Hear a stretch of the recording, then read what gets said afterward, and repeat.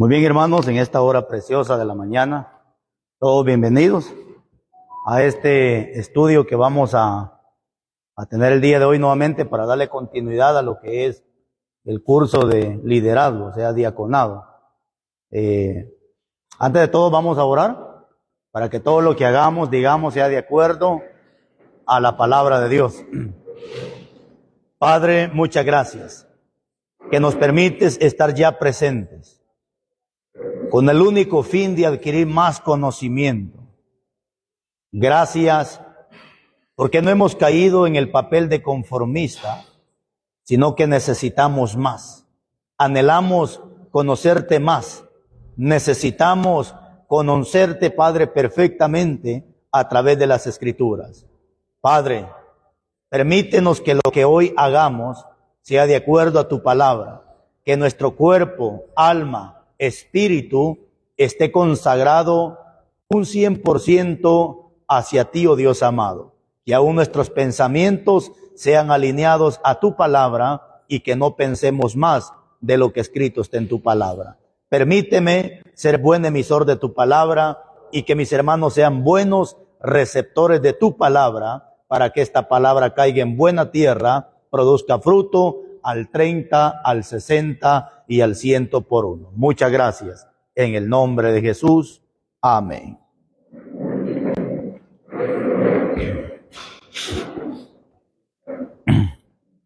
Muy bien, hermanos, vamos a darle continuidad a este curso de diaconado. Les comento que hoy vamos a terminar a las 11 de la mañana, ya que hoy tenemos Santa Cena y los hermanos necesitan ir a Coatepeque a comprar las uvas, ¿verdad? Entonces, y luego preparar todo esto. Entonces, por esa razón hoy vamos a darle de corrido para las 11 de la mañana. Casi tenemos 2 horas de corrido. Fíjese que necesito darles un pequeño reconteo de lo anterior que hemos visto. Veo que hay hermanos que están hoy presentes, que no han estado.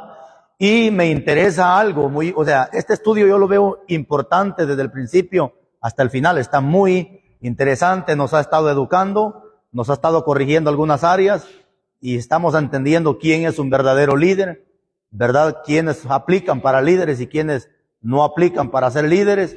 Pero en todo el transcurso de este estudio vimos algo como título, se le tituló aquí mecanismos de escape no recomendados de un líder. No sé si se recuerdan de ese mecanismo de escape. ¿Sí se recuerdan? A ver, necesito que voluntariamente alguien levante su manita y me diga cuál es uno de los mecanismos de escape no recomendado de un líder y que muchas veces se aplica dentro de muchas iglesias. ¿Alguno de esos mecanismos de escape se recuerdan? Ándale, ese es uno de los mecanismos de escape que vimos que eso no es recomendado. Se para el líder o el predicador enfrente del altar y dice: hermanos, ustedes no pongan la mirada en mí, ustedes pongan la mirada en Cristo Jesús. Pero ilógico, no puedo yo decirle a las personas no me miren a mí, porque vuelvo a repetirles, en la primera carta de Pedro 3, 1 y 2, la gente llega con el apóstol Pablo y le piden una carta de recomendación. Es obvio que en una carta de recomendación se tiene que poner exactamente quién es la persona. Y yo les explicaba a ustedes que por esa razón yo no doy cartas de recomendación a las personas. ¿Por qué? Porque la mayoría de personas que vienen a pedir una carta de recomendación a veces no son ni cristianas. Y usted, pues, para echarle la manita a esta persona, es obvio que en la carta de recomendación usted tiene que poner, pues, es una persona humilde, obediente, trabajadora, cristiana, etcétera, etcétera. Pero esa carta va mal, esa carta va con mentiras, porque la recomendación que yo estoy dando es mala. Entonces Pablo le dice a estas personas: ustedes no necesitan una carta de recomendación, porque ustedes, le dice Pablo, ustedes son carta abierta para todas las personas. Eso significa que la mejor carta de recomendación soy yo, mis hechos, mi conducta. Y a mucho líder se le hace fácil decir: no pongan la mirada en mí. Ahora, ¿por qué? Porque es una forma de escape que él está usando, porque sabe que está viviendo mal, sabe que está viviendo en pecado, sabe que está haciendo cosas malas, entonces se le hace fácil decirle a la gente, no pongan la mirada en mí. Cuando la Biblia dice lo contrario, que nosotros somos carta abierta para todas las personas. ¿Se recuerdan de otro mecanismo de escape? No pongan la mirada en otros líderes. Eso muchas veces suele decirse porque se quieren volver los hermanitos tapachamarra. Y cuando se les dio ese punto de que no pongan la mirada en otros líderes, se les dio Hechos capítulo 5, versículo 1, cuando Ananías y Zafira se taparon con la misma cobija, con la misma chamarra. Entonces, muchas veces dicen algunos líderes, pongan la mirada en otros líderes. Pero esto lo hacen muchas veces porque tienen miedo de ir a reprender a aquel líder, sabiendo que este líder cometió falta, es digno de una disciplina. Entonces se les hace más fácil decir, no pongan la mirada en otros líderes, cuando la Biblia también nos enseña lo contrario. Hebreos 12:1 dice la Biblia, sabiendo que tenemos a nuestro alrededor tan grande nube de testigos, despojémonos de todo peso de pecado que nos asedia y corramos la carrera con paciencia. Pero hay otro mecanismo de escape que también vimos, donde se para la gente y dice, ¿quiénes somos nosotros para juzgar a las personas? Dejen de estar juzgando, si nosotros no somos nadie para juzgar a las personas. Eso es un chicle muy mascado que anda de boca en boca de mucha gente que le gusta andar mascando chicles que al final ya fueron mascados. A la gente se le hace más fácil decir, dejen de estar juzgando a las personas. ¿Quiénes somos nosotros para juzgar? Si al final cada quien entregará cuentas. Si al final nosotros no podemos juzgar a nadie. Y es cierto, Jesús fue claro cuando dijo, no juzguen para que no sean juzgados. Pero más abajo dijo, hipócrita, saca primero la viga de tu ojo para que puedas ver la paja del ojo que está en tu hermano. Esto significa que antes de que yo corrija a sus hijos, tengo que ver cómo están mis hijos, tengo que ver cómo está mi esposa. Si mis hijos y mi esposa califican, yo tengo la autoridad de reprenderlos a ustedes. Pero si mis hijos están igual que los de ustedes, mejor me quedo callado, porque sería un hipócrita que quiero corregir un pecado que yo mismo lo estoy practicando dentro de mi casa. Entonces, la gente se le hace fácil decir, ¿quiénes no somos nosotros para juzgar? Lo que se le ha olvidado a la gente, que en el cielo, para que Dios o Cristo juzgue a las personas, Él necesita testigos. Él necesita testigos allá en el cielo. Él no puede nada más agarrar a una persona, agarrarlo y lo mete a la cárcel. No, Él necesita testigos.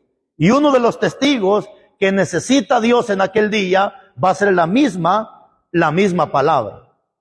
Jesús fue claro cuando dijo, y es necesario en el capítulo 22, capítulo 24 también de Mateo, es necesario que sea predicado este evangelio del reino en todas las naciones para testimonio. Ojo, subraya esa palabra, para testimonio. ¿Qué significa eso? Significa que es esta palabra la que va a testificar a favor o en contra de nuestras personas. Pero por eso Dios necesita que usted y yo prediquemos, para que mañana sea esta palabra que testifique a favor o en contra de nosotros.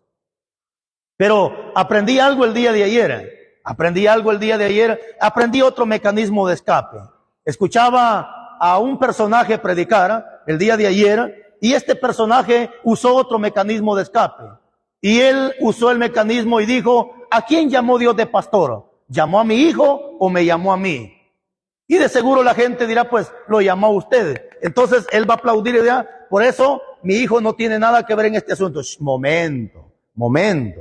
La Biblia dice todo lo contrario. La Biblia dice que el hombre que necesita y anhela ser pastor tiene que tener a sus hijos en sujeción. Eso es directamente para el pastor. Entonces, que no me venga ahorita el pastor con el cuentecito de que no, es que mis hijos no tienen nada que ver en este asunto. Pues tengan o no tengan que ver en este asunto, pero yo soy el responsable bíblicamente que si quiero ser un buen líder, necesito tener a hijos en sujeción, siempre y cuando vivan bajo el techo que Dios me ha regalado. Ahora, si ellos quieren vivir perdidamente, pues que lo hagan fuera de la casa. Yo ya no tengo ninguna responsabilidad, pero mientras sea mayor de edad, aunque yo ya sea abuelo, aunque él ya tenga nietos, pero si vive bajo el techo, es mi responsabilidad, porque la Biblia claramente dice que el que no puede gobernar su casa, mucho menos puede cuidar la iglesia de Dios. Puede ser un versículo muy tajante para un líder, pero sin embargo, esto es palabra de Dios. Y si queremos hacer las cosas bien hechas, tenemos que cumplirla al pie de la letra. No vino el pastor Giovanni, pero qué tremenda decisión la que el hombre tomó. Me comentaba de que antes de que él pidiera cobertura con nosotros, tuvo que sacar a su hijo de la casa, porque el hijo le gustaba tomar y el hijo de él andaba muy perdido y él es pastor. Y sabía que los requisitos para un obispo es, ahora sí que el hijo escoge si está afuera o está dentro. Gracias a Dios, ahorita el muchacho ya se bautizó, ya es un cristiano y pues qué bueno, ¿verdad? Pero a veces tenemos que tomar decisiones que pueden ser drásticas y criticadas por las personas, pero la Biblia es la Biblia. Y el día domingo de la semana pasada nos quedamos en un estudio donde nos quedamos en lo que es prohibidad. ¿Se recuerdan? Nos quedamos en la prohibidad. Y ahí vimos, no toquéis, no comáis, no bebáis y no veáis, ¿cierto? Ok, entonces, y al final del estudio del domingo pasado, dijimos que aunque el hombre, llámese apóstol, llámese reverendo, llámese profeta, llámese salmista, evangelista, pastor, como quiera llamarse, si él le dice, hermana, no hay problema, haga esto. Pero si Dios dice no lo hagas, es la palabra del hombre contra la palabra de Dios. Y en eso de la prohibidad nos quedamos, donde si Dios dice no, no es no. Y aunque el hombre se tire en el suelo, llore, grite, salte, se revuelque y grite y pida lo que pida, pero si Dios dice no, no es no. Entonces la gente no ha entendido que en el vocabulario de Dios solamente existe el sí y existe el no. Y si Dios dice sí, aunque diga la gente que esto, que y quiera ponerse la gente, pero si el sí de Dios es sí, nadie puede oponerse a ese sí. Y si Dios dice no, pues no será no, mis hermanos. Ejemplo grande. Si Dios dice que los idólatras no entran al cielo, aunque la gente busque versículos y los quiera acomodar a su criterio, a su pensamiento, no es no. Si Dios dice que los fornicarios no van a entrar al reino de los cielos, aunque el pastor le dé ánimo a la parejita que no se quiere casar, y aunque el pastor motive a la parejita y le diga cosas bonitas, Dios dice no, y no es no. Hay palabras bien tajantes. Y eso es lo que ha llevado a la gente a cuestionar, ¿verdad? Que Dios es tan malo. No, Dios no es malo. Él simplemente pone la bendición y pone la maldición. Del hombre escoge, si escoge lo bueno o escoge lo malo. Y quiero refrescarles un poquito la mente con esto para que entremos en lleno en lo que hoy vamos a ver. Alguien me preguntó o alguien preguntó y dijo, ¿cómo es que Dios no maldice a nadie? Le dije yo, no. ¿Cómo es que de la boca de Dios no sale palabra de maldición? No. Ahora, ¿cómo es que Cristo en aquel día le va a decir a las personas, apártense de mí? ¿Cómo le va a decir? Malditos, hacedores de maldad. ¿Por qué Cristo en ese momento va a maldecir a las personas? No, no es Cristo que las va a maldecir. Y entonces, ¿por qué les está diciendo malditas a esas personas? Qué interesante está esto, porque mañana le van a hacer esa pregunta a usted. Y entonces, ¿cómo que Cristo los está maldiciendo? Si de la boca de Él no procede maldición. No, Él no los está maldiciendo.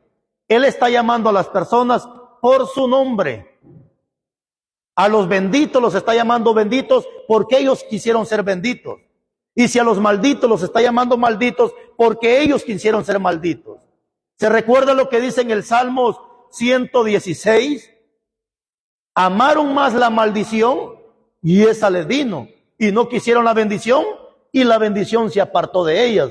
Y ellos amaron más, dice, la maldición. Entonces ellos amaron ser malditos. Ellos se autonombraron ser malditos, y por esa razón fue que la maldición le vino a ellos. Salmo 109, 17. Léalo por favor, porque no es que Dios los esté maldiciendo. Ellos se autonombraron ser malditos. Ellos quisieron ser malditos y Dios los llamó por el nombre que ellos quisieron que Dios los llamara. Sí, es Salmo 109, 17.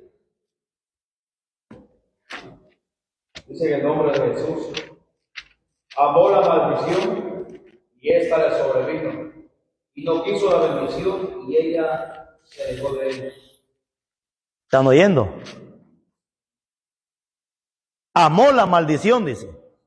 Amó la maldición y ésta le sobrevino.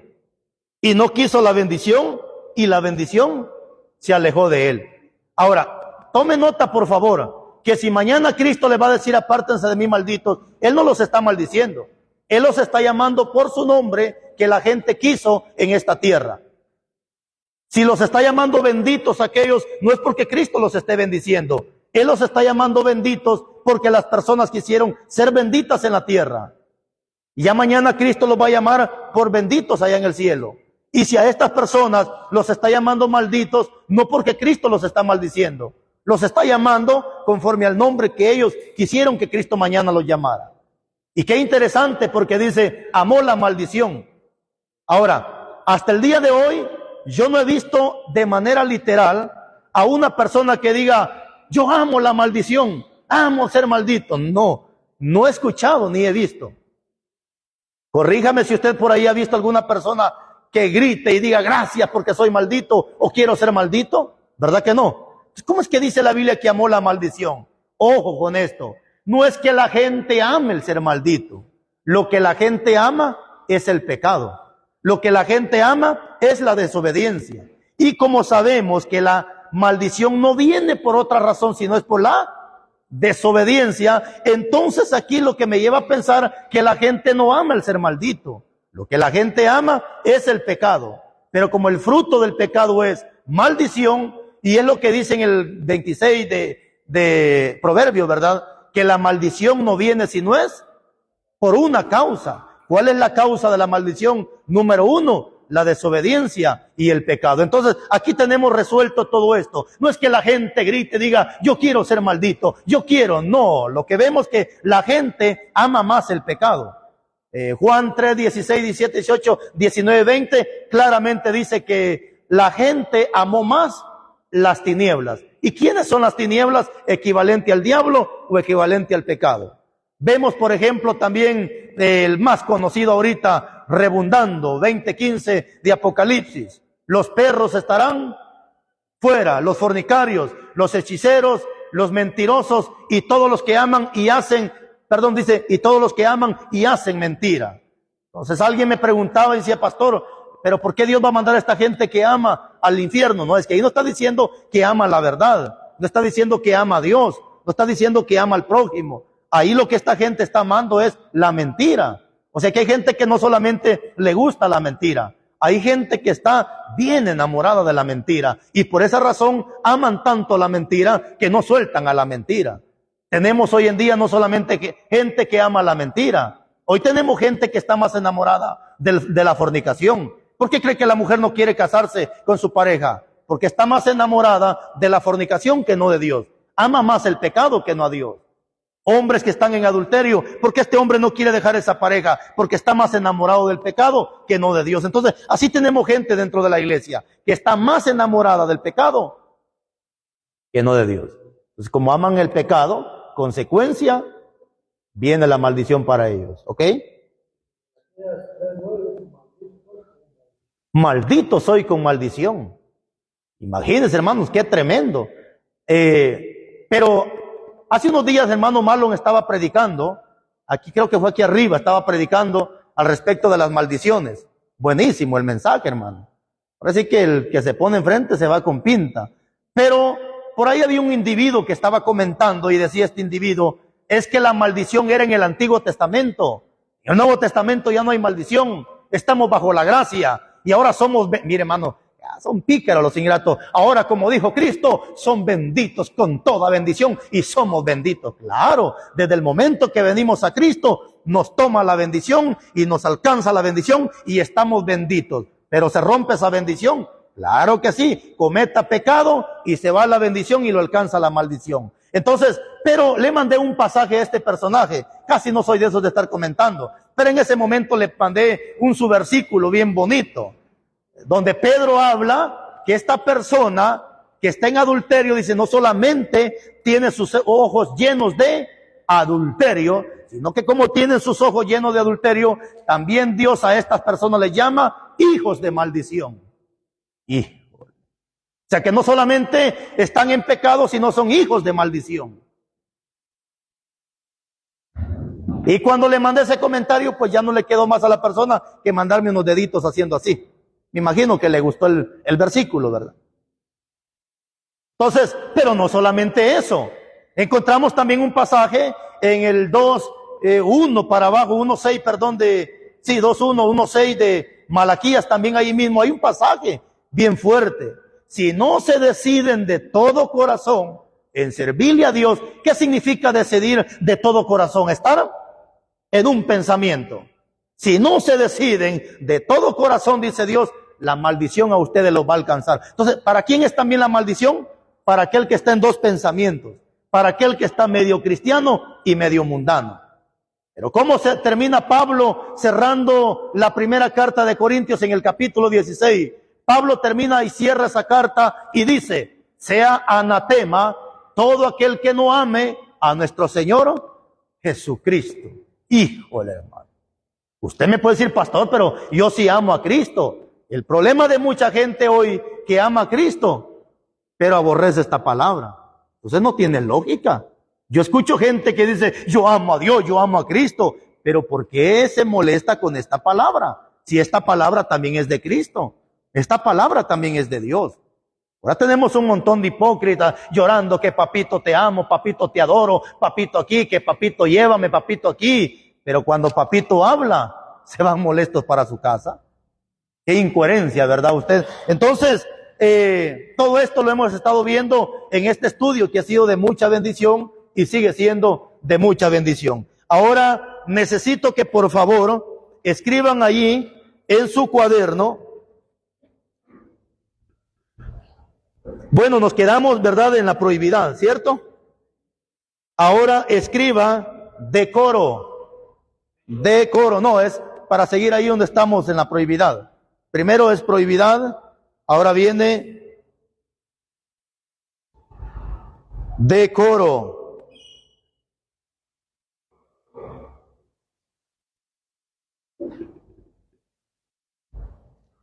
Yo acepto la... No.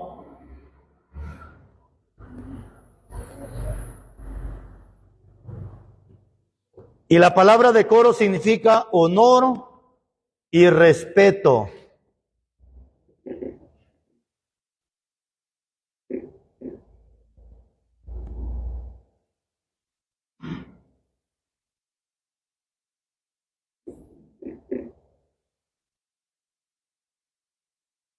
Honor y respeto.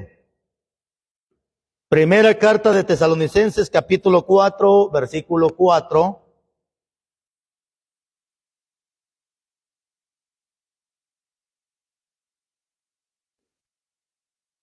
Esto es para la mujer que tiene que tener decoro, vestirse con decoro.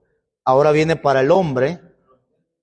Primera Tesalonicenses 4:4, esto se le aplica a la mujer que tiene que tener decoro, hasta para vestirse, pudor, decoro.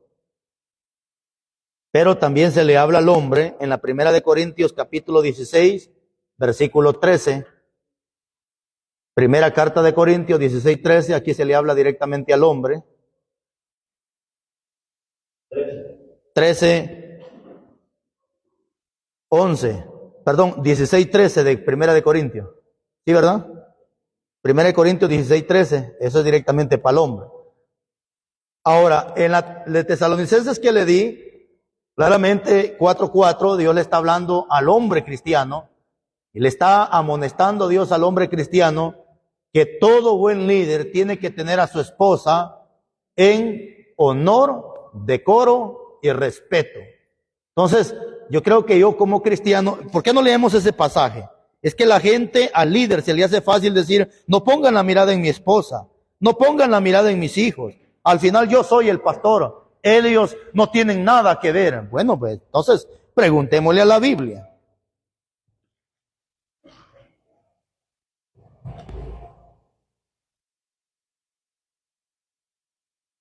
¿Lo tiene? Pero para muestra de un botón también, tome nota que en el capítulo 4, versículo 1, en el encabezado, el mismo encabezado dice, la vida que le agrada a Dios.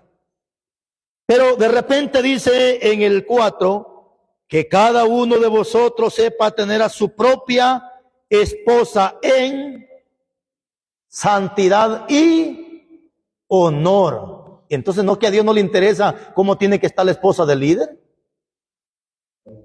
No en pasiones de concupiscencias, como los gentiles que no conocen a Dios. Entonces, aquí queda descartado que no podemos pensar es que el pastor soy yo, aquí mi esposa no tiene nada que ver, ella puede vestirse como quiera, mis hijos pueden andar como quieran, al final aquí soy yo con Dios. No, mis hermanos, tranquilos. No tratemos la manera de acomodar nuestra Biblia para autojustificar los pecados y querernos escapar de lo que la gente nos va a decir. Y de repente en el capítulo 16 de Corintios, ahora le habla al hombre, que el hombre de Dios tiene que estar y comportarse varonilmente. ¿Qué significa varonilmente? Que se comporte como hombre, que hable como hombre, que se vista como hombre, que camine como hombre, que haga las cosas de un hombre. ¿Sí? Porque hemos entendido que el evangelio no es para medios hombres, es para hombres.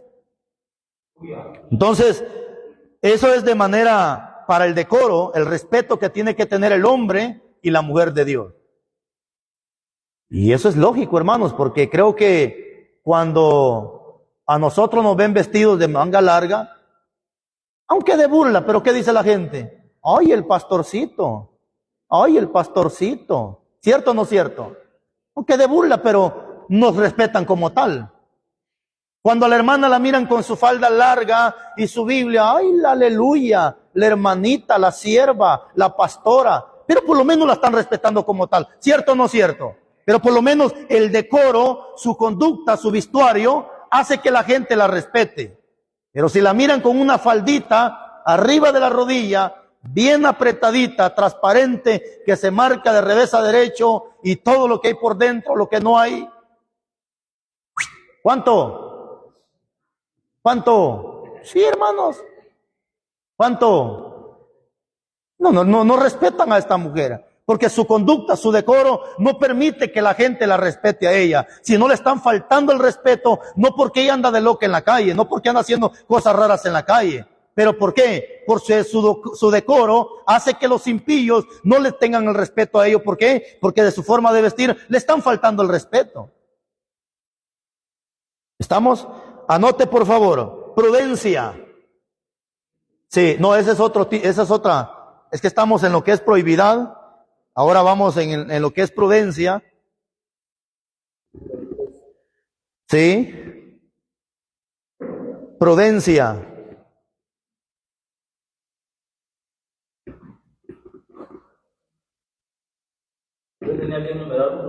Fíjese, mi hermano, que no, mire, le voy a recordar. Esto se tomó donde el título se titulaba El diácono y su locomoción. De ahí empezamos. Entonces, el número 1, una conducta respetada. No sé si lo tienen ustedes ahí. Número 2, una lengua controlada. Ajá. Y número 3, prioridades correctas. Número 4, prohibidad. Número 5, decoro. Número 6, prudencia. Sí, ¿verdad? Ahora sí. Tal que consiste en actuar con reflexión. Cualidad que consiste en actuar con reflexión. Cualidad que consiste en actuar con reflexión.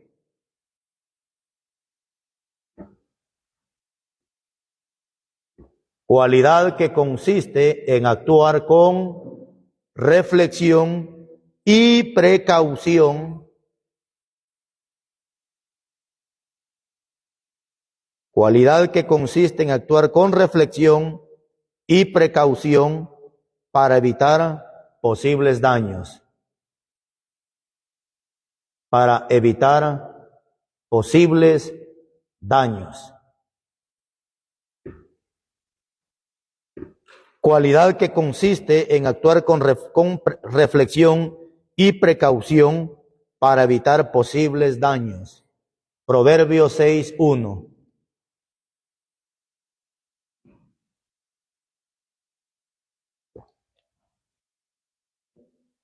6:1. Esa es una persona prudente, es alguien que va a actuar con reflexión y precaución para no causar posibles daños. Y luego le di Proverbios 6:1. ¿Cuál podría ser el daño que una persona va a causar si no es prudente? Según Proverbios 6:1, es que esta persona va a salir como fiador de deudas, y por salir de fiador de deudas, eso le va a traer un gran daño a su persona.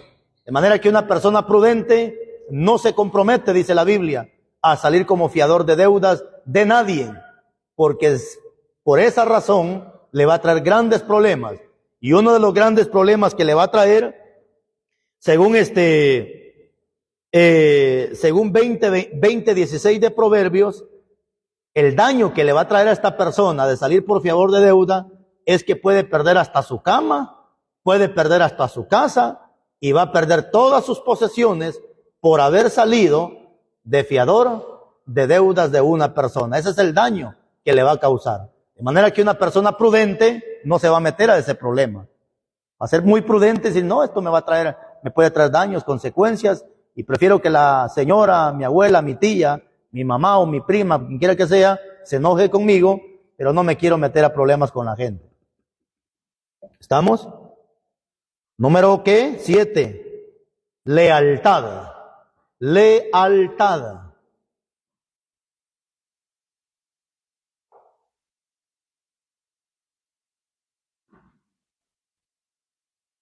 Lealtad. Igual, cumplimiento de lo que exigen las leyes. Eso significa la palabra lealtad. Cumplimiento de lo que exigen las leyes.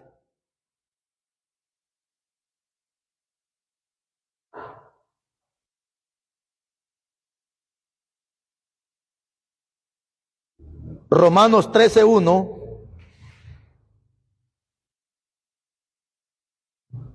Tito 3:1. Primera de Pedro 2:13.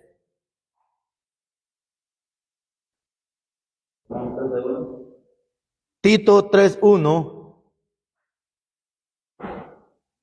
y Primera de Pedro 2:13.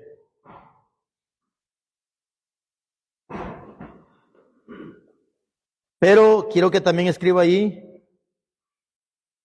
que también la palabra lealtad significa sentimiento de fidelidad, sentimiento de fidelidad,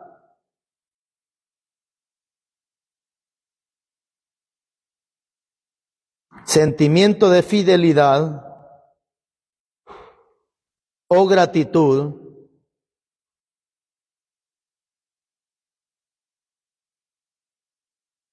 sentimiento de fidelidad o gratitud que muestran al hombre algunos animales. Sentimiento de fidelidad o gratitud que muestran al hombre algunos animales. Proverbios 12:10.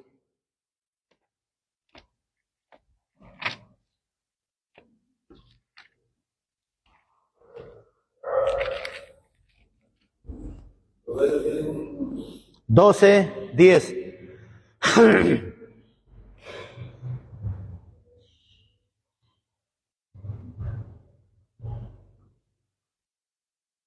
Fíjese qué tremendo eso, que la palabra lealtad, según estamos viendo,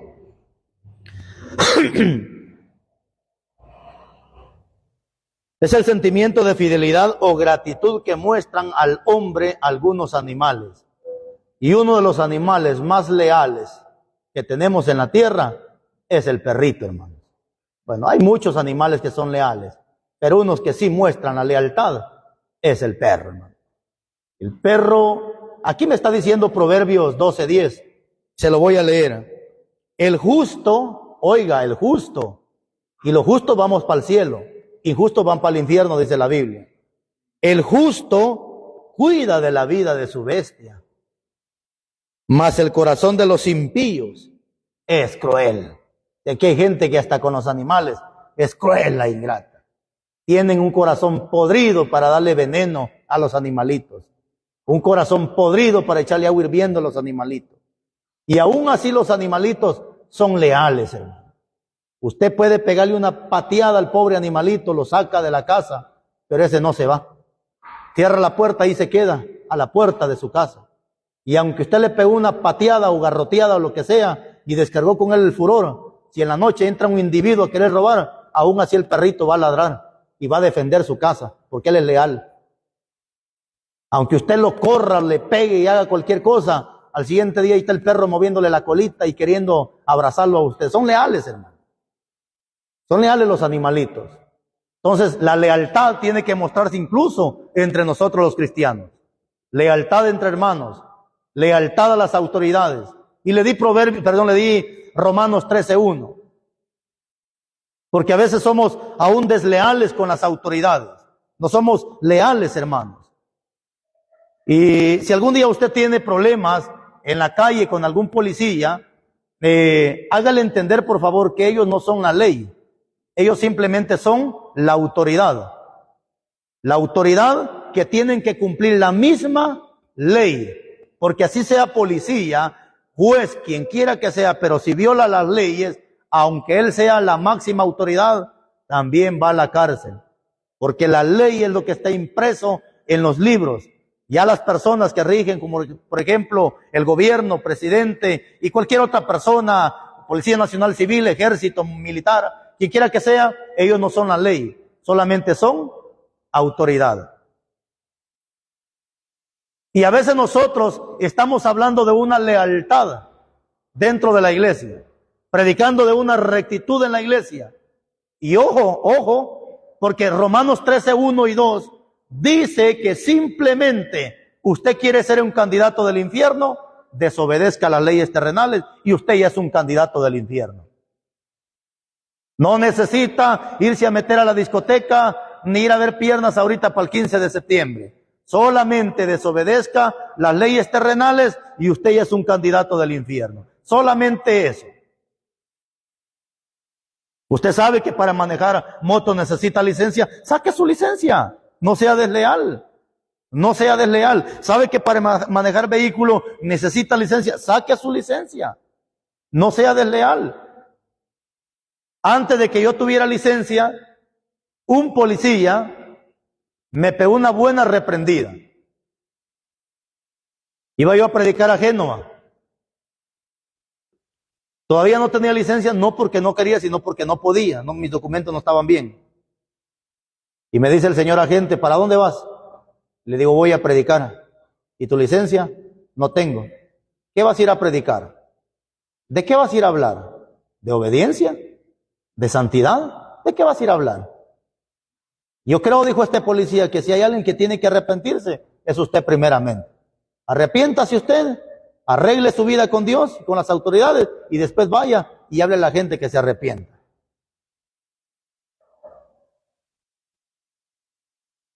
La lealtad. Veracidad, número 8. Veracidad.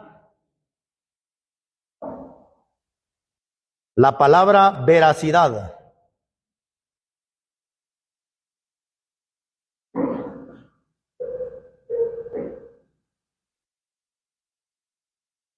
¿Lo tiene? Veracidad es alguien que habla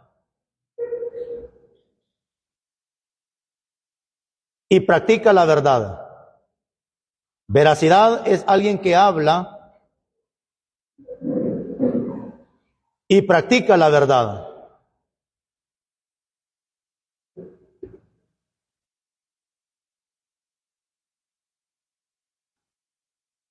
Romanos 3:4.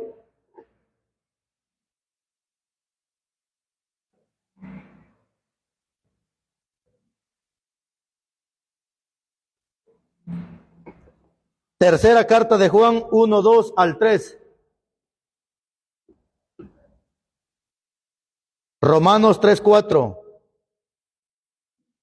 Tercera carta de Juan 1:2-3.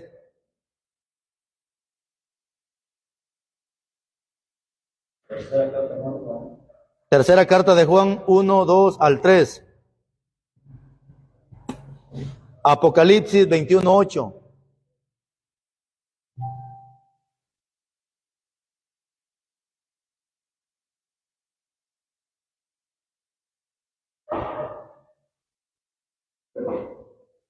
Ese de Romanos leámoslo porque hace unos días escuchaba a un predicador incitando a la iglesia a cometer mentira, a hablar mentira, e incitando a la iglesia que todos somos mentirosos.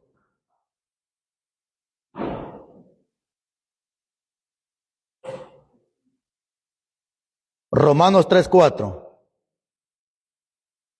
De ninguna manera, antes bien sea Dios veraz y todo hombre mentiroso, como está escrito, para que seas justificado. Déjelo ahí, hermano. Lo que nos interesa ahí en las de manera de tabla sinóptica es que todo hombre es mentiroso. Pero afortunadamente hablando Pablo diciendo, sea Dios veraz. Y estamos en la palabra veracidad. Y la palabra veracidad se deriva de la palabra veraz. Y una persona veraz es una persona que habla y practica la verdad. Entonces, afortunadamente, si Dios es veraz, y la Biblia dice, Gálatas 2:21, lo dijo Pablo, ya no vivo yo, mas Cristo vive en mí. Y si Cristo vive en mí, se recuerda que también hay un versículo bien conocido, Juan 14:6, donde Cristo dijo, yo soy el camino y la verdad, ahí está la palabra verdad, y la vida. Ok, si la verdad es Cristo, y Cristo es la verdad, y la verdad es de Dios, y Dios es la verdad, fácil. Si Dios está en mí, la verdad tiene que estar en mí también. Entonces, característica de una persona que no tiene Cristo, es que esta persona es mentirosa. Por eso está diciendo el texto, sea Dios veraz y todo hombre mentiroso. Entonces, ahí vamos a hacer dos separaciones, en Dios y el hombre. Si el versículo dijera, sea Dios veraz y todo cristiano o todo evangélico o todos los hermanos somos mentirosos, híjole, hermano, entonces la misma Biblia se va a contradecir. Entonces yo pensaría entonces que la Biblia tiene contradicciones, porque 21:8 de Apocalipsis que le di, de manera literal dice la Biblia, todos los mentirosos tendrán su parte en el lago que arde con fuego y azufre. Entonces, aquí la Biblia no puede contradecirse. No podemos pensar que cuando dice todos los hombres se está refiriendo a toda la humanidad, incluyendo los cristianos. No podemos pensar que ese versículo se le aplica también a los cristianos. Porque si se le aplica a todos los cristianos, de que todos los cristianos son mentirosos, híjole, hermano, entonces todos los cristianos van para el infierno. No, sea Dios veraz. Pero como Cristo es la verdad, y Pablo dice, ya no vivo yo, mas Cristo vive en mí. También más adelante dice que somos templo y morada del Espíritu Santo. ¿Y quién es el Espíritu Santo? Es el mismo Dios. Entonces no es posible si usted es un cristiano, cristiana, pastor, evangelista, cualquier título, pero sí, mire, aún toman algunos ejemplos, hermanos, pero si Sansón 3 veces mintió, el que 3 veces le mintió a Dalila. Si Sansón mintió 3 veces, mire, Abraham también, el padre de la fe, tuvo que mentir. Cuando preguntaron quién era Sarai, él dijo que era su hermana. Ya vio que también mintió. ¿Por qué no vamos a mentir nosotros? No nos hagamos al extremismo. Va, pongámosla fácil. Se le chispoteó una mentira ayer. Híjole, se le chispoteó. Va, dejémosla pues. La Biblia dice que el que practique el pecado es del diablo. ¿Qué significa practicar? Lo dijo ayer, lo hace hoy, lo hace mañana, lo hace pasado mañana. Usted ya no mintió. A usted le gusta practicar la mentira. Y esa es una característica que usted realmente no es de Dios.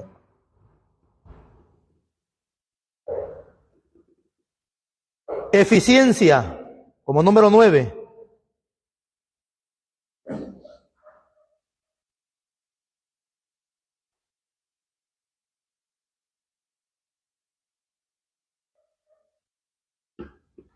La palabra eficiencia es capacidad para lograr un fin empleado. Es la capacidad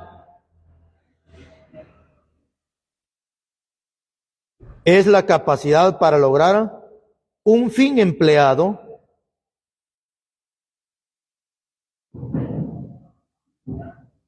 es la capacidad para lograr un fin empleando los mejores medios posibles. Empleando los mejores medios posibles. Para lograr un fin. ¿Cuál? Capacidad para lograr un fin empleando los mejores medios posibles. Empleando los mejores medios posibles. Filipenses 4:13.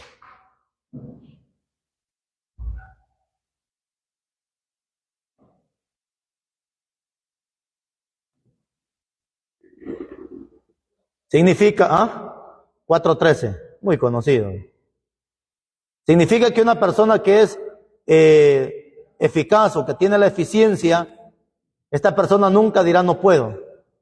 Buscará los medios, buscará las formas de cómo llegar a lograr aquello.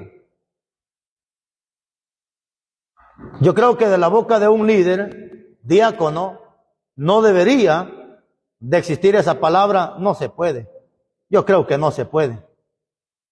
Porque si el diácono es un diácono eficaz, que maneja la eficiencia, este ingrato va a buscar los medios posibles para lograr aquello, hermano. Si la gente impía, no teniendo a Dios, emplea metas y las logra sin Dios con ellos, hermano. Y por muy difícil que se le presente a esta persona, cuando la gente pone meta, la logra. Ayer escuchaba de un hermano, por ejemplo, que me comentaba, un muchacho con su esposa se pusieron a la meta los dos, trabajar de lunes a domingo 1 año. De lunes a domingo. ¿Cuál era la meta? Comprar un Hilux. ¿Lo lograron? Lo lograron. Entonces, yo me pongo a pensar que si la gente tiene eficacia, no teniendo el conocimiento de Dios y mucho menos la guianza del Espíritu Santo, logran metas, ponen metas y las logran. Vayamos al capítulo 11, creo, de Génesis. Gente impía, gente sin conocimiento de Dios. ¿Qué dijeron los ingratos? Vamos a hacer una torre y esa torre va a llegar hasta el cielo. ¿Qué dijo Dios? Vayamos y destruyamos a estos, confundámoslos, porque estos se han pretendido hacer algo y estos van a llegar. O sea, mismo Dios pudo entender que si estos ingratos Él no los detenía, esa torre ya estuviera hasta el cielo, hermano. Pero ¿qué dijo Dios? Mejor vayamos y confundamos, que cada quien hable un diferente dialecto y que se confundan y ya no lo puedan hacer más. Porque mismo Dios entendió que si Él no los hubiera intervenido en el plan que tenían, estos ingratos llegan al cielo, porque era la meta de ellos. Entonces, si la gente impía traza metas y las logra, y escuchar a un cristiano, yo creo que no se puede, hermano. Yo creo que no lo vamos a lograr, hermano. Saber si se podrá. ¿Qué dice Pablo? Todo lo podemos en Cristo, que Él nos fortalece.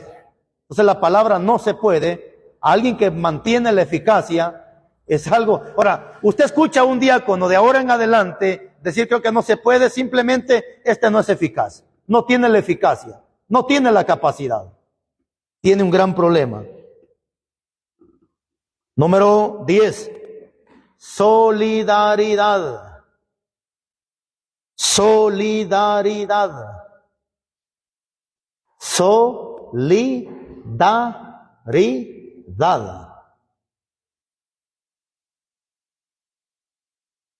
Solidaridad. Es alguien que se adhiere o que se une. Alguien que se adhiere. A-D-I. Diere. Con H. Adhiere.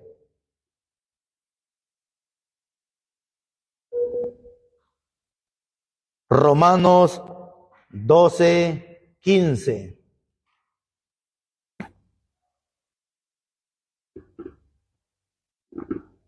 ¿Se recuerdan que en Guatemala existe un grupo de personas que son prestamistas, que le llaman grupo solidario?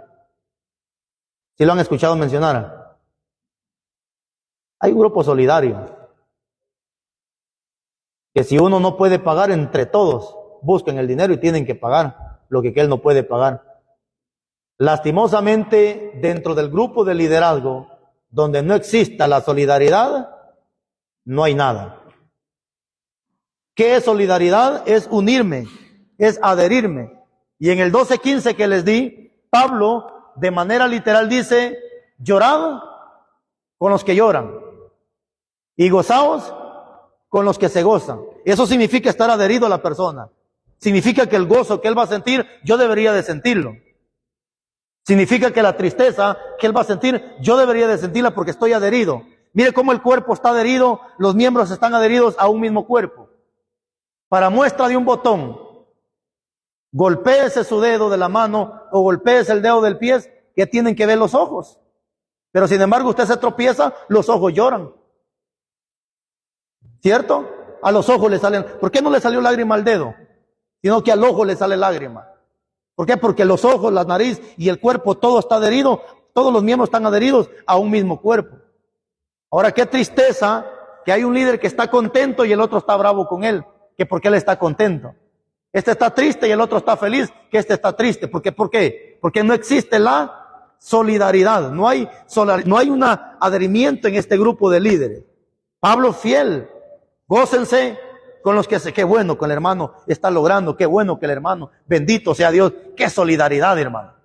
Qué bueno que el hermano lo logró, qué bueno que el hermano está en esto, qué bueno que la hermana. Ahora el hermano está llorando, hermano. ¿Qué le pasó, hermano? Mire, se lo dije hace unos días a unos hermanos.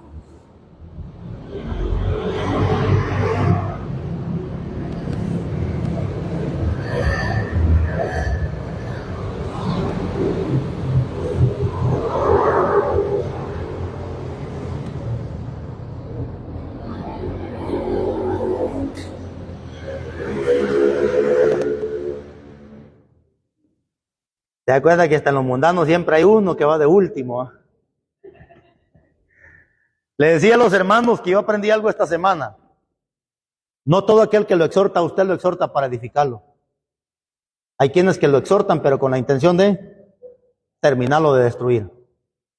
No todo aquel que se le acerca a usted a reprenderlo, lo va a hacer con la intención de que usted cambie, crezca y supere. Muchos nos van a reprender con la intención de ya no vernos más en la iglesia.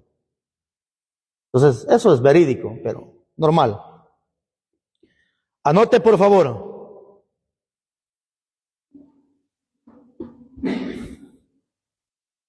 Ya nos falta 40 minutos. ¿Por qué 7 diáconos? Sí, ese es un título. ¿Por qué 7 diáconos?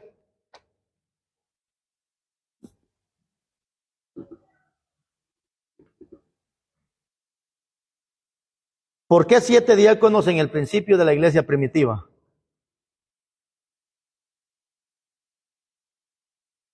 Ese es un título. ¿Por qué 7 diáconos en la iglesia primitiva?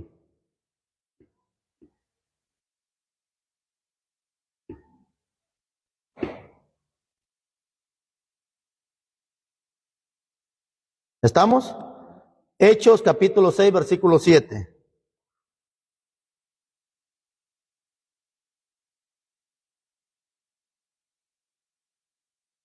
Hechos 6, 7.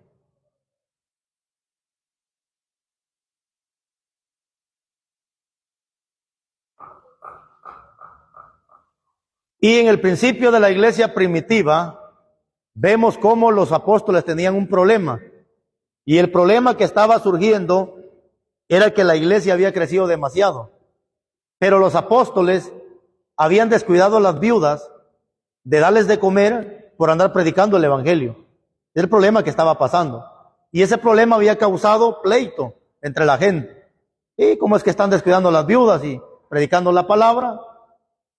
Por eso es que ahí surge lo que es el diaconado. Puede pasar ese mismo problema dentro de la iglesia. Ejemplo, tengo el ministerio de evangelista, ando predicando para arriba y para abajo, pero no tengo diáconos dentro de la iglesia. ¿Cuál va a ser el primer problema? Las quejas, que la iglesia se está descuidando porque no hay gente capacitada para sacar adelante al pueblo. Y ese mismo problema le estaba pasando a la iglesia primitiva. Era grandísima, hermano. Ya Pedro ya había predicado y dice que más de 3,000 almas vinieron. Imagínense usted qué cantidad de gente, hermano. Una cantidad grandísima. Sin embargo, el pueblo era tan grande, pero los apóstoles habían descuidado, y solamente eran 12, habían descuidado a las viudas por andar predicando la palabra. Entonces se vieron en la necesidad de llamar 7 diáconos. Pero la pregunta es, ¿por qué no 10? ¿Por qué no 20? ¿Por qué no 4? ¿Por qué no 5? ¿Por qué no 6? Esa pregunta está muy interesante, ¿verdad? ¿Por qué 7? Pudieron haber llamado mejor unos 20 o 12 por lo menos para que fueran igual que los apóstoles. Ahora, escriba por favor. Apocalipsis 3:1. Sí, donde dice por qué 7 diáconos. Apocalipsis 3:1. Isaías 11:1.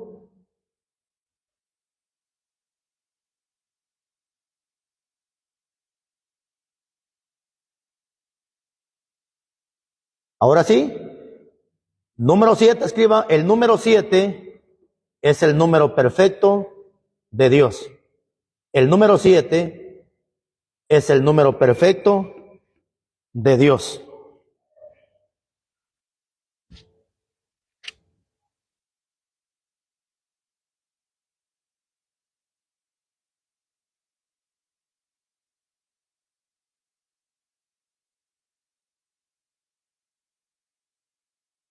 Y es aquí, no lo anote, es aquí donde a veces no cabe en la mente humana, no cabe en la mente humana. Hermanos, yo quiero volverles a recomendar algo a ustedes.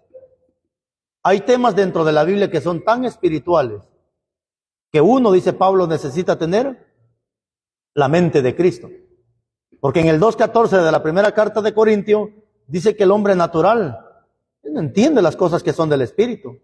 A lo contrario, dice, para él son imagínense, hermano, hasta dónde llega la Biblia recomendándonos esto, que hay temas en la Biblia que tienen que entenderse tan espiritualmente y solamente se puede entender, dice, teniendo la mente de Cristo. Porque para el hombre carnal, los temas que son espirituales para él son locuras. Y aquí hay un gran misterio lindo y precioso en estos 7 diáconos.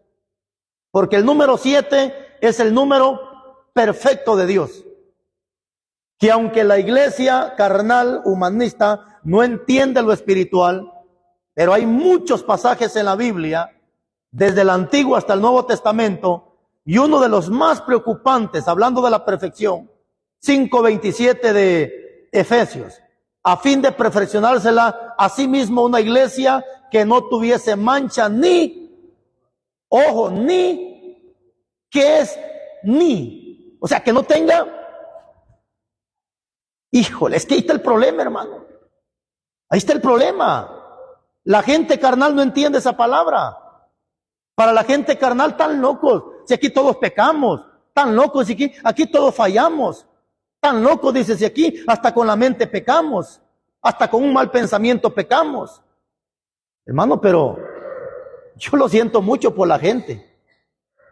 Pero si hay una mancha que al cristiano le está dificultando, por eso dice Apocalipsis 22:11, bienaventurados los que lavan su ropa. O sea, si hay una mancha que este cristiano sabe que la tiene en su vestidura espiritual, que lave esa vestidura. ¿Con qué? Con la sangre del Cordero. Una pregunta. Hay algo que se llama numerología bíblica. Creo que usted sabe de eso. ¿Cuál? Eso es la numerología bíblica. Ah, sí. Por ejemplo, el número 7 es un número perfecto de Dios.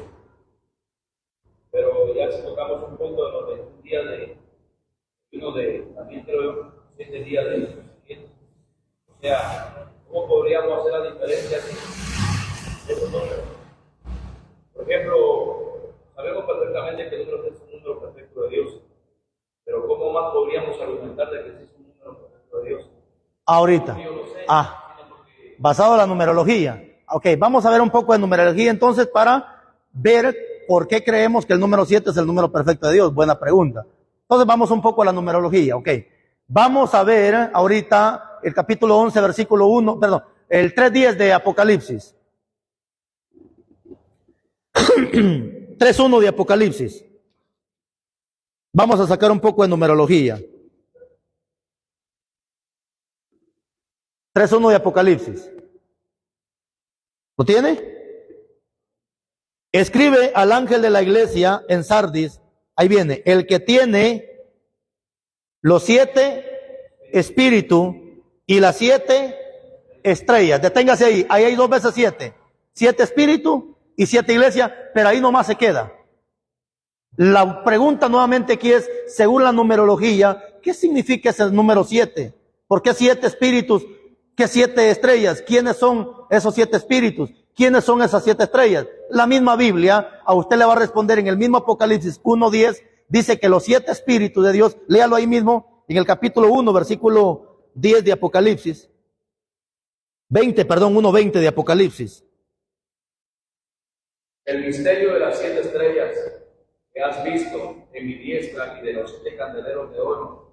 Las 7 estrellas son los ángeles de las 7 iglesias, los 7 candeleros que has visto son las 7 iglesias. Bye. Ahí está. Allá tenemos aún no tenemos una pequeña duda. Lo que quiero aquí es, ¿quiénes son los 7 espíritus?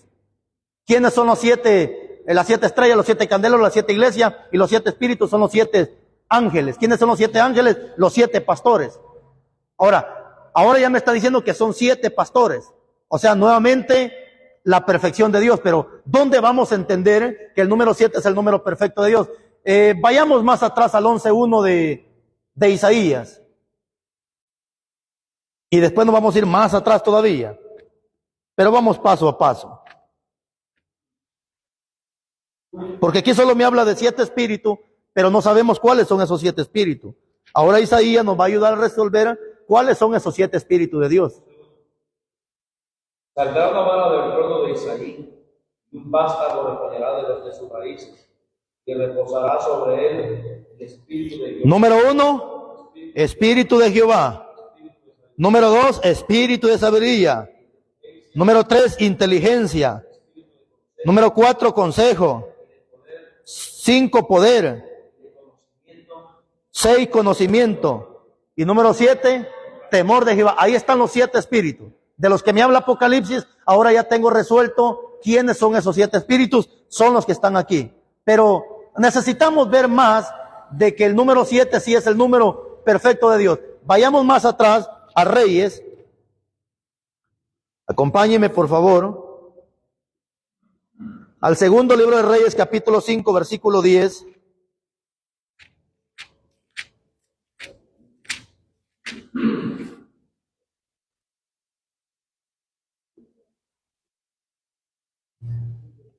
Segundo de Reyes. Entonces Eliseo le envió un mensajero diciendo: ve y levántate 7 veces en el Jordán. Lea bien, por favor. Entonces Eliseo le envió un mensajero diciendo: ve y lávate 7 veces en el Jordán, y tu carne se restaurará y serás limpio. Ahí está. Mientras no se metiera 7 veces, no iba a ser limpio. O sea, la clave para que fuera limpio, 7 veces. Y una persona limpia es una persona que va para el cielo, porque inmundo no entra al cielo. ni con una mancha, ni con dos manchas. Entonces, aquí viene la numerología. El 7 me está diciendo que son 7 veces para que sea limpio. No se mete 7 veces, se mete 5, 4, 6 veces, queda inmundo. Tenía que ser 7 veces para que saliera limpio. Pero ahora miremos cómo el hombre se mete 7 veces y ahora miremos cuál es el resultado de haberse metido 7 veces en el Jordán. Ahí mismo en Reyes, donde usted está, en el capítulo 5:14.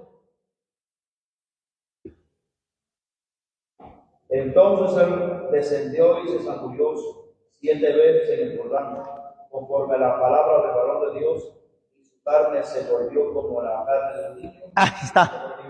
Tiene que subrayar usted inmediatamente la palabra niño. Ahí va la clave. Usted tiene que subrayar ahí la palabra niño. ¿Por qué su piel no salió como la de un señor? ¿Por qué como de un niño? 7 veces y su piel sale como niño. Poco a poco se va descifrando esta numerología. 7 veces y es limpio. 7 veces y sale como niño. Ahora, ¿qué tiene que ver eso como niño?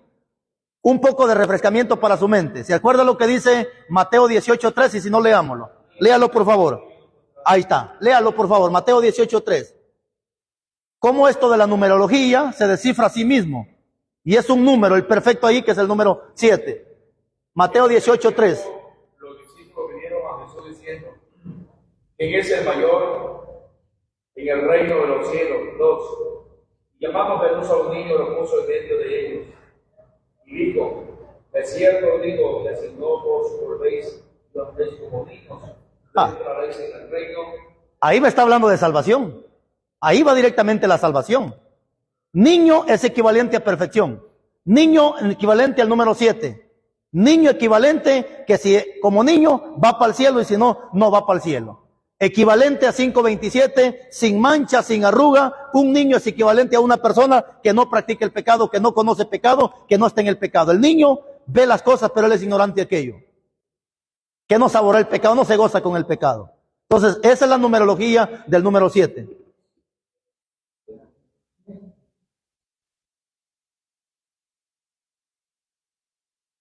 Qué compromiso, ¿ah? Es que no nada más se le dijo 7 veces. Yo ya lo sabía, pero no tanto como.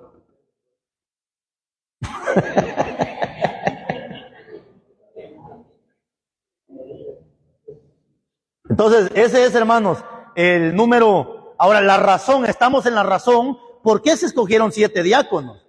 ¿Verdad? ¿Por qué se escogió a 7 diáconos? Entonces, gracias a Dios y a la pregunta que Mano Miguel Ángel hizo, ¿qué significa la palabra numerología? Entonces, la numerología es cuando a través de los números se cuenta una historia, se dice algo, se recita algo, y la misma numerología, que son los números, nos da el motivo y la razón de por qué el número 7. ¿Verdad? Entonces, ahora ya tenemos una conclusión. ¿Por qué se llamaron 7 diáconos? Ahora, el trabajo de los diáconos, de los líderes, de los predicadores dentro de la iglesia, hablando de la perfección, eso ya lo tenemos un poco de conocimiento, pero volvámoslo a leer. Capítulo 4, versículo 6 de Efesios. Sí, Efesios.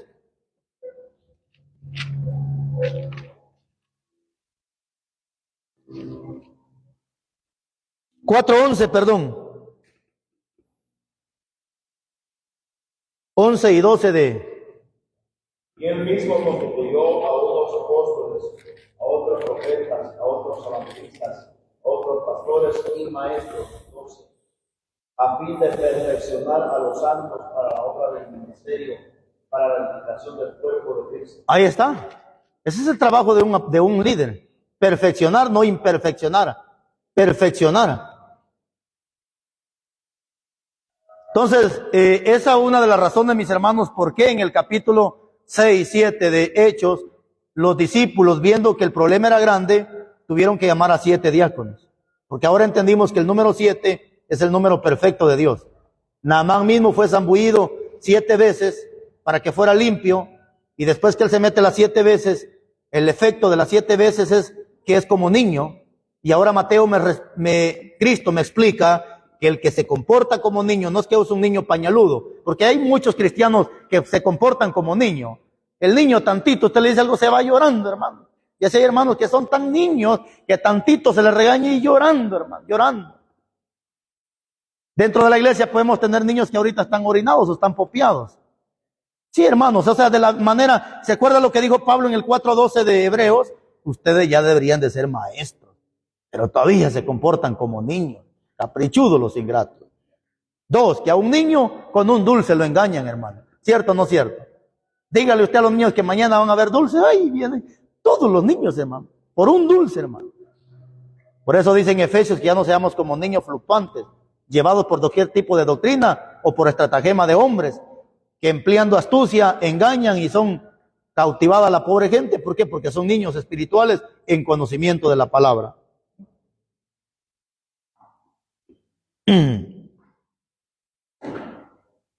Escriba como título: inicio del ministerio.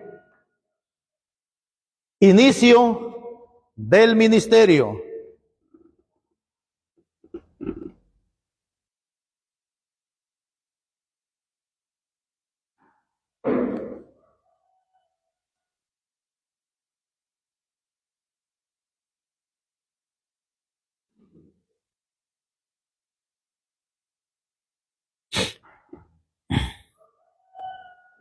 ¿Lo tiene? Escriba, por favor: el ministerio quedará manifestado. El ministerio quedará manifestado.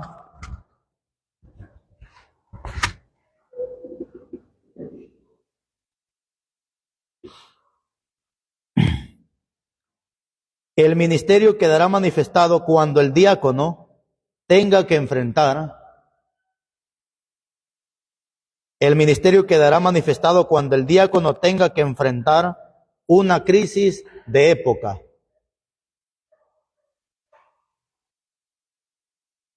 El ministerio quedará manifestado cuando el diácono tenga que enfrentar una crisis de época, reflejando lo siguiente.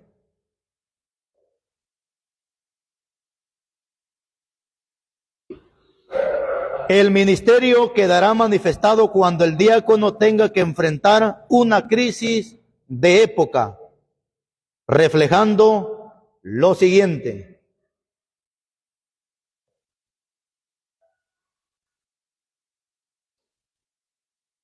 Va a poner 3, 4 puntos, una línea por en medio. Entonces en el primer punto ponga iniciativa. Iniciativa.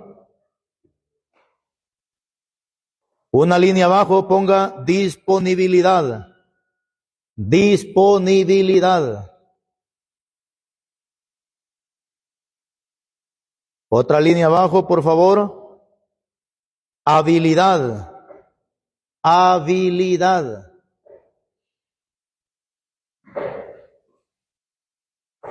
Otra línea abajo, sensibilidad. Dije iniciativa, disponibilidad, habilidad, sensibilidad.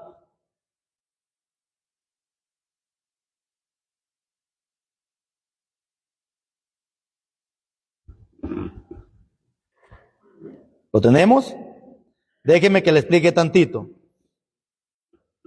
Dice, el ministerio quedará manifestado cuando el diácono tenga que enfrentar una crisis de época. O sea, mientras no se haya un problema, no vamos a saber si tenemos diáconos o no hay diáconos. Ejemplo,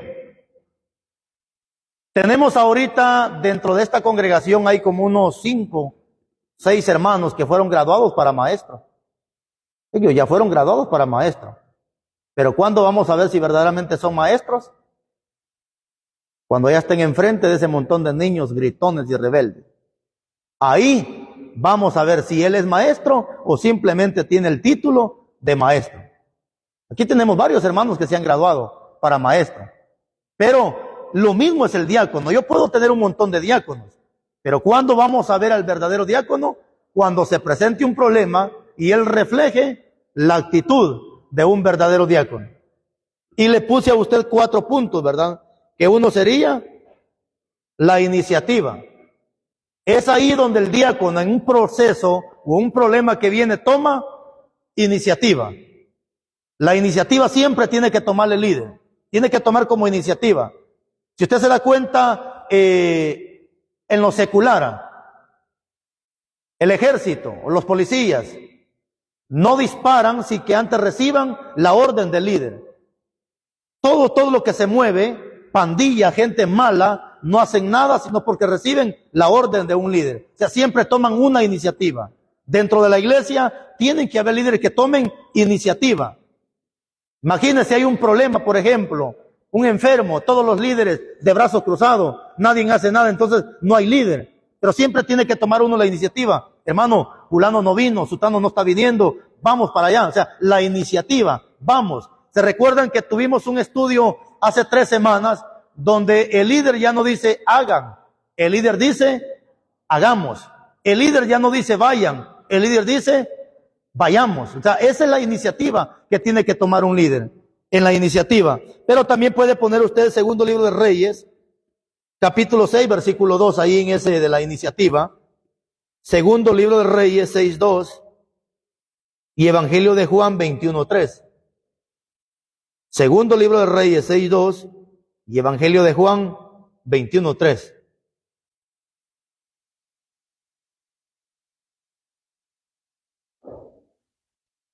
Me encanta cómo en el capítulo 21:3 del Evangelio de Juan, Pedro, siendo uno de los líderes diáconos, toma la iniciativa y él dice, vamos a pescar. Y me encanta que los demás líderes dicen, pues, vamos a pescar. O sea, siempre tomando la iniciativa. No dijo, vayan a pescar, dijo, vamos.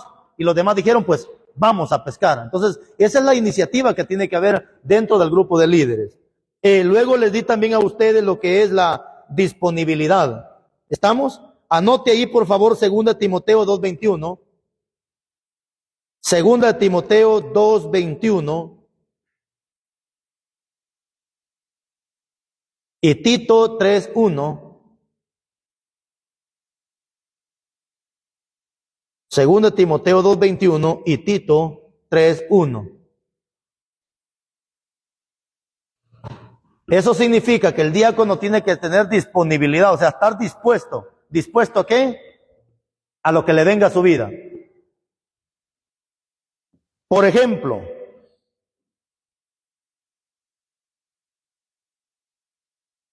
dice Timoteo 2:21, que si nos limpiamos de todas estas cosas, ahí está hablando de un montón de cosas Pablo, de pleitos, de contiendas, hasta de un par de brujos que habla ahí, total que hay un montón de cosas. Y Pablo dice, si nos limpiamos de todas estas cosas, seremos instrumentos útiles y dispuestos para toda buena obra. Eso significa que un diácono tiene que estar dispuesto para toda buena obra.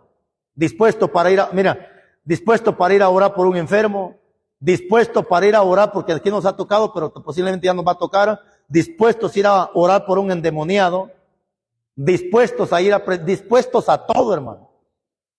Luego Tito 3:1 también dice que si somos obedientes a las leyes terrenales y nos sujetamos a los gobernantes de la tierra, también somos obreros aprobados y dispuestos para toda buena obra.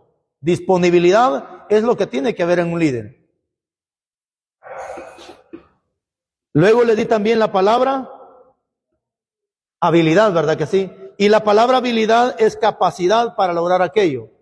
Anótelo por si que usted quiere, porque mañana le puede servir. La palabra habilidad es capacidad para lograr aquello.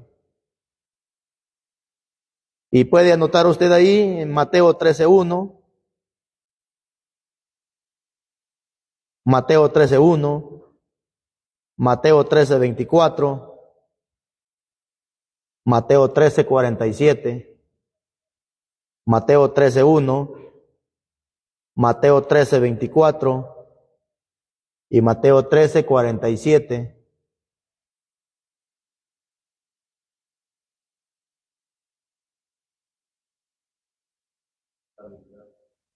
La habilidad de Jesús, la capacidad, el arte que tenía Jesús. Recordémonos que dentro de la iglesia habrá gente que tiene buen estudio secular, pero también dentro de la iglesia tendremos gente que no ha estudiado. Y es ahí donde entra la habilidad del predicador o la habilidad del líder, de exponer la palabra con toda solvencia a fin de que la entienda el que tiene buen estudio, como también entienda el que no ha estudiado. Jesús en su habilidad, en el capítulo 13:1, llega Jesús donde hay un montón de agricultores. Hay un montón de agricultores ahí. Y Jesús sabía que ellos inmediatamente le iban a entender cómo Él iba a darles el mensaje. Y como vio que había un montón de agricultores, le dijo: el reino de los cielos es semejante a un hombre que salió a sembrar. Parte de semilla cayó junto al camino, otra semilla cayó entre espinos, otra semilla cayó junto al camino, y empieza Jesús a darle entre pedregales. Sabía que aquella gente le estaba entendiendo perfectamente. Él sabía que la gente le iba a captar, porque el sembrador sabe dónde va a sembrar y sabe cuál es la consecuencia si siembra donde hay espina. Sabe cuál es la consecuencia si siembra donde hay un montón de piedra. Él sabe que esa cosecha no se le va a dar.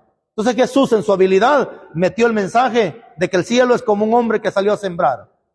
Y de repente también les pone el trigo y la cizaña, porque había gente que conocía cuál era el trigo, cuál era la cizaña. Sabía cuál es el fruto del trigo y cuál es el fruto de la cizaña. Sabía perfectamente que según la ciencia ha entendido que la cizaña da un fruto que al final es venenoso. Ya es un fruto que tiene veneno, o sea que la cizaña, si usted come ese fruto de la cizaña, le va a causar molestia y hasta lo puede matar, porque el fruto, o sea, la planta es similar, la planta es similar.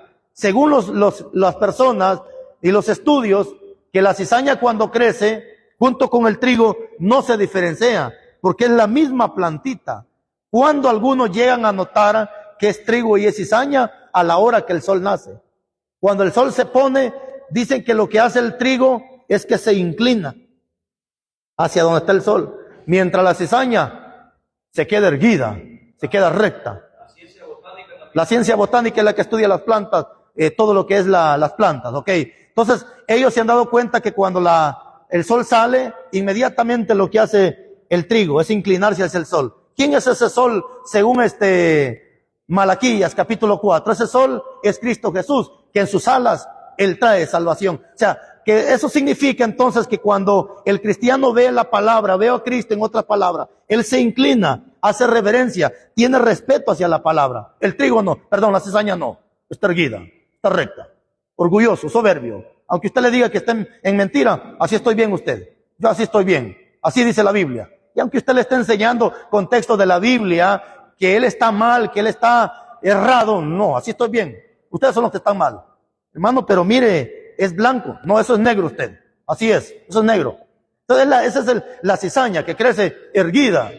Y eso también lo habla, si hablamos de erguido, 3:16 de Isaías, habla que las mujeres soberbias, o los soberbios, dice que van caminando con el cuello erguido, así, recto, soberbios.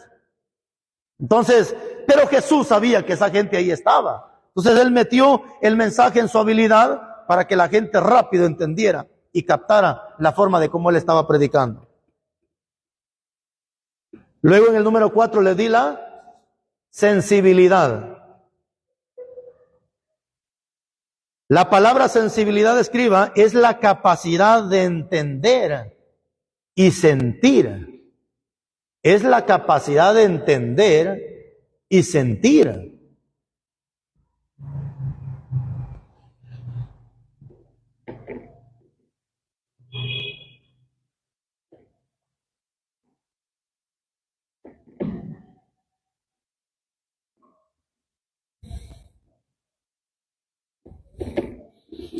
Es la capacidad de entender y sentir. Gálatas 6:1.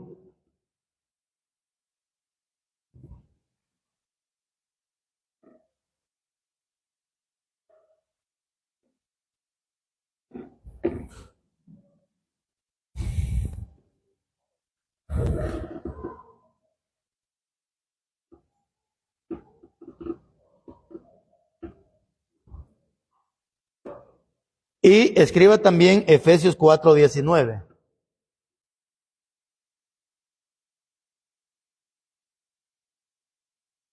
Efesios 4:19.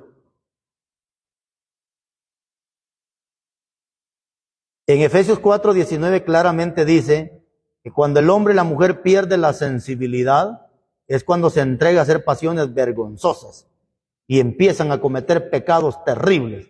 Porque lo que perdieron, dice Pablo, es la sensibilidad. Y como ahora entiendo que la sensibilidad es el arte de sentir, o sea, primero, ¿qué es lo que pierde la gente, hermanos, cuando empieza a pecar? Es la sensibilidad.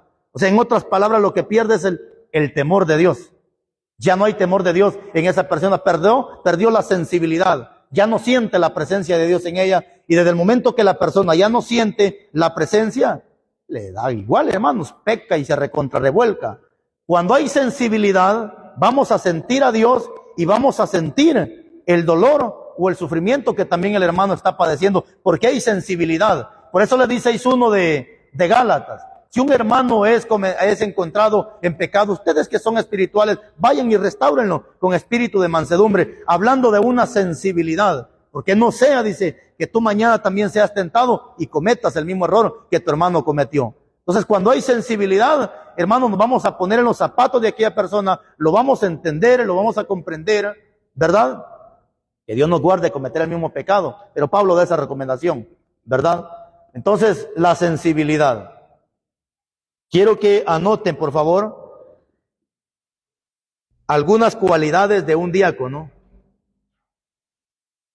Las cualidades. Bueno, mejor anote usted porque vamos a ver lo mismo. Cualidades de estos 7 diáconos. Cualidades de estos 7 diáconos de Hechos 6:7, de lo que estamos viendo.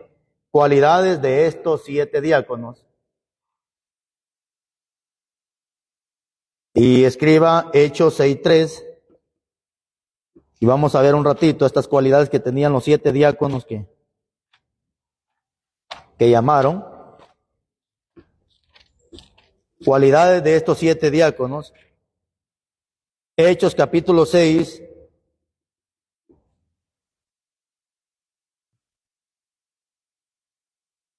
Versículo 3. ¿Lo tiene? Se da cuenta que la historia empieza del 6:1, donde dice elección de los 7 diáconos. Entonces en el 3 dice: buscad, hermanos, de entre vosotros a 7 varones de buen testimonio. Entonces escriba número 1. Cualidad número 1, buen testimonio.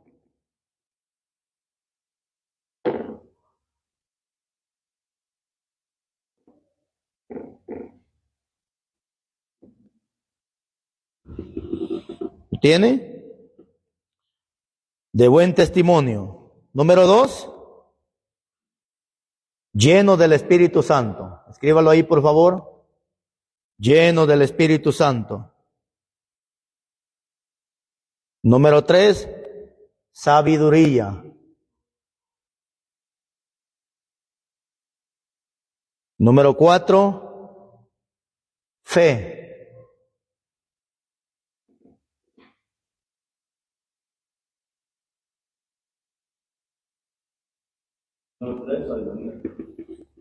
Sí. Número 4, fe.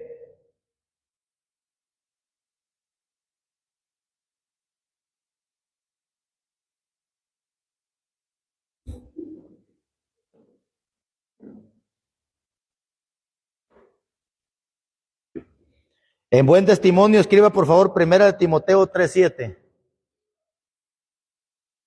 Donde dice buen testimonio, 1 Timoteo 3:7.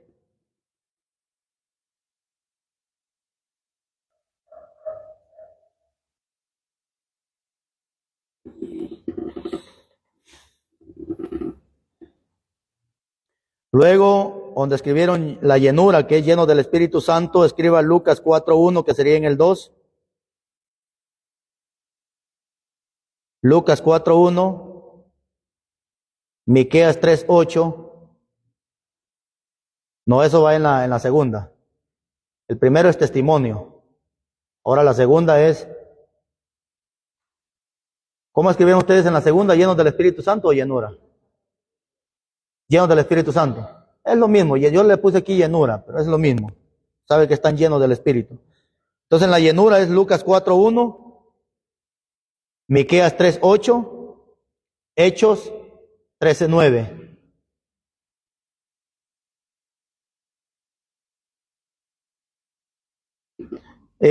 Luego viene ¿qué es sabiduría, verdad? Así escribieron ustedes, ¿sí? Ok, vamos a poner aquí algunos versículos, ahorita se los voy a explicar. Ponga segundo libro de Reyes 27. Segundo libro de Reyes 27 y Ezequiel 47:12.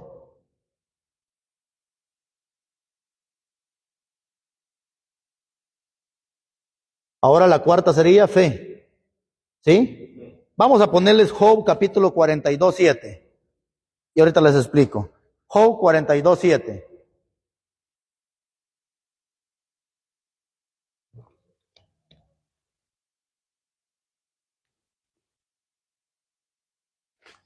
Y aquí nos comprometemos un poco. De ahí, déjenme que le explique. ¿Ya lo tienen todo anotado?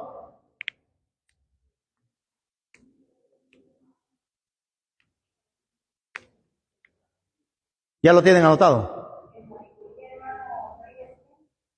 En sabiduría le dije Reyes capítulo, ¿qué le dije? 27, capítulo 20, versículo 7, y Ezequiel 47:12.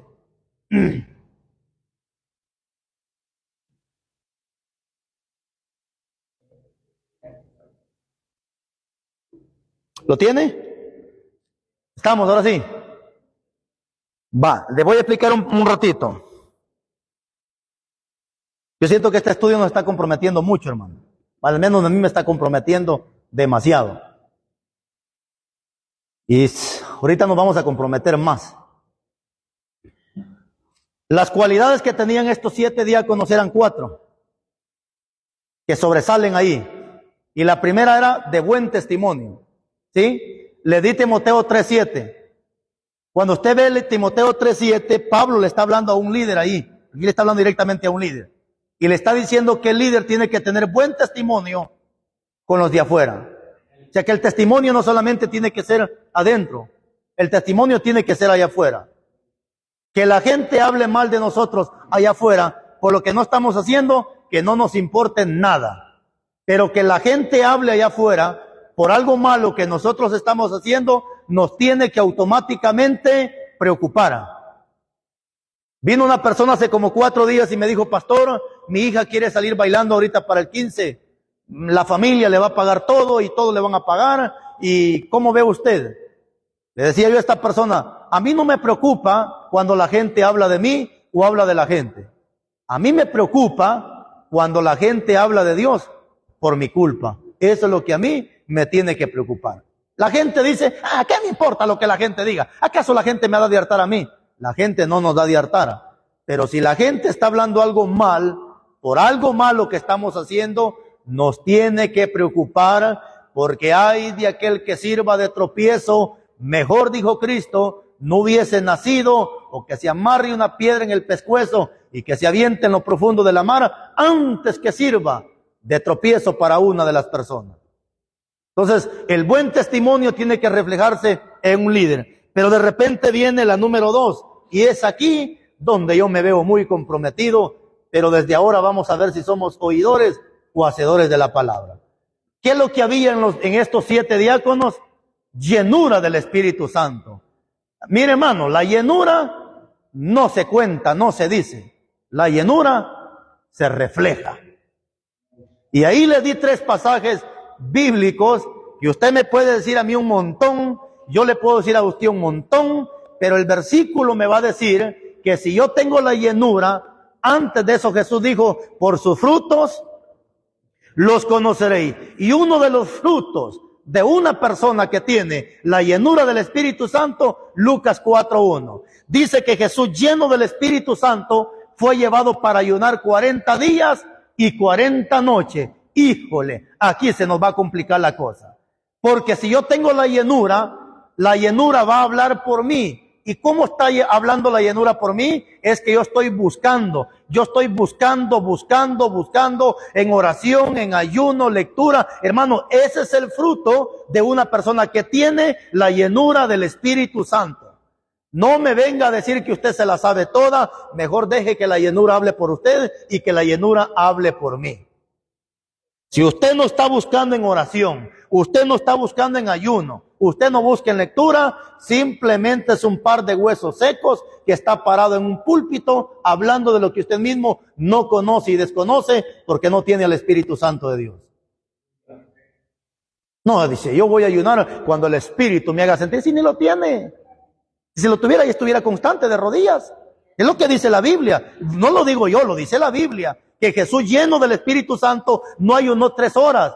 40 días porque estaba lleno del Espíritu Santo. Qué tremendo, hermano. Ahora, de repente en el capítulo 3, versículo 8 de Miqueas que le di, se va a reflejar nuevamente la llenura del Espíritu Santo. ¿Qué dice Miqueas en el 3:8? Yo, dice, estoy lleno del poder y del Espíritu de Dios para reprender todo el pecado que Dios ha puesto en la gente. ¿Cómo se manifiesta el poder de Dios, la llenura del poder en un cristiano? Cuando usted reprende sin miedo a que le vuele en la cabeza, le diga, usted está reprendiendo, hermano, pero no es usted, es la llenura que hay dentro de usted. De repente le di el capítulo 13, versículo 9 de Hechos.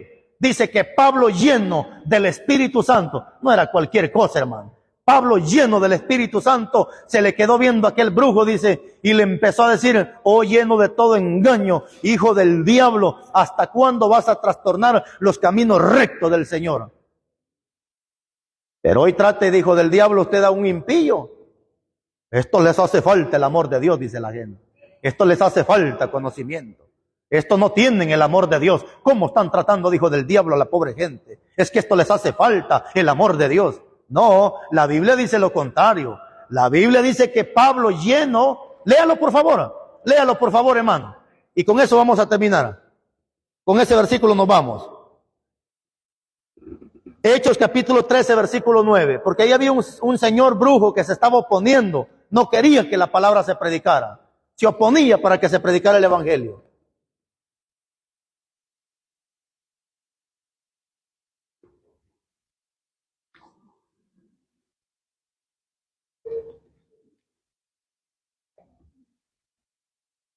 Léalo por favor, hermano, sin miedo. Que escuche a la gente que está viendo ahí en el teléfono y escuchando también. Ahí está la palabra que tienen que subrayar, lleno. ¿Cómo estaba Pablo? Lleno del Espíritu Santo. Ajá. Siga, por favor.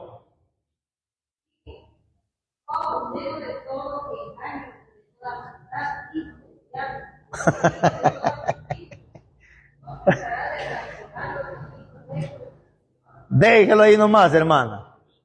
Pero ¿cómo estaba Pablo? Lleno del Espíritu Santo. ¿Y cómo es que la gente ahora dice, no, es que estos pobres les hace falta amor? ¿Cómo están tratando a la pobre gente así? La Biblia dice lo contrario. La Biblia me dice que cuando yo esté lleno del Espíritu Santo, sabré discernir quién es hijo de Dios y quién es hijo del diablo, hermano. Esa es la llenura del Espíritu Santo. Entonces, bueno,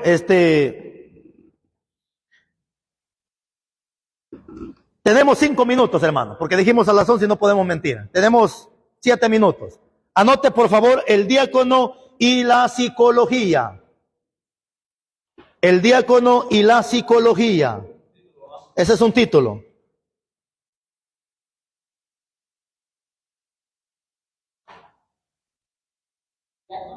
El diácono y la psicología. Psicología.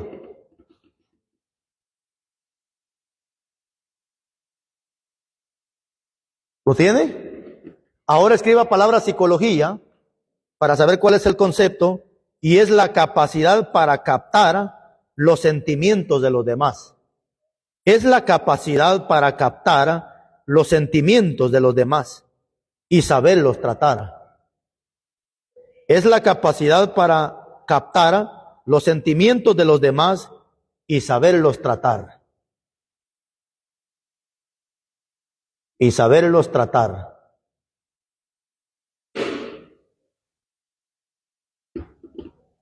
¿Lo tiene?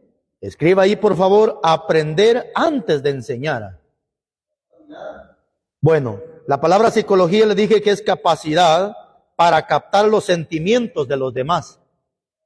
Es la capacidad para captar los sentimientos de los demás y saberlos tratar. Y saberlos tratar. Es decir, que una persona que estudia psicología entiende los sentimientos de aquel, pero no solamente los entiende, le sabe dar un trato al problema que aquel tiene. A veces la gente cree que un psicólogo es para un loco. No, un psicólogo no es para un loco. Nosotros tenemos que tener psicología, es decir, entender los sentimientos de la persona y ayudarlos a esa persona a tratar los problemas que ellos están pasando de manera psicológica. Entonces escriba, aprender antes de enseñar, aprender antes de enseñar,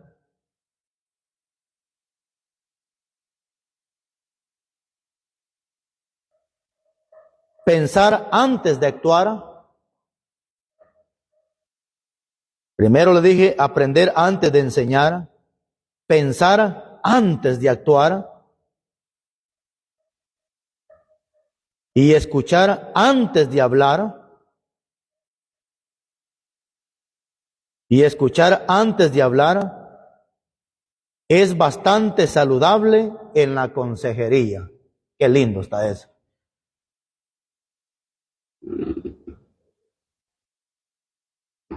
Es bastante saludable en la consejería.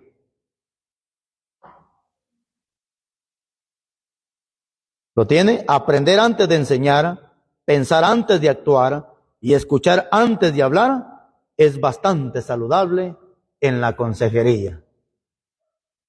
Eso significa que para que usted sea un buen consejero, tiene que aprender primeramente a enseñar, aprenda primeramente a actuar, aprenda a escuchar para que pueda dar un buen consejo. ¿Qué pasa con nosotros los consejeros a veces? La persona nos está explicando, ni ha terminado de explicar y nosotros ya le estamos diciendo un montón. No, tranquilo, aprenda a escucharlo, aprenda a entenderlo, aprenda a enseñar para que sea un buen consejo saludable a la hora de dar usted un estudio o una enseñanza a esta persona, un consejo. Mire, le voy a dar algunas cualidades así rápido. Escriba por favor, número 1, la respuesta conversacional. Respuesta conversacional.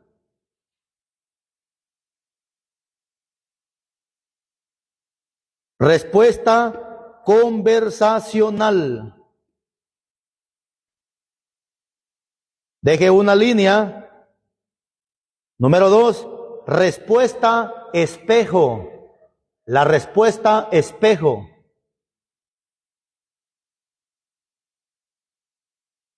Número 3, respuesta de sentimiento.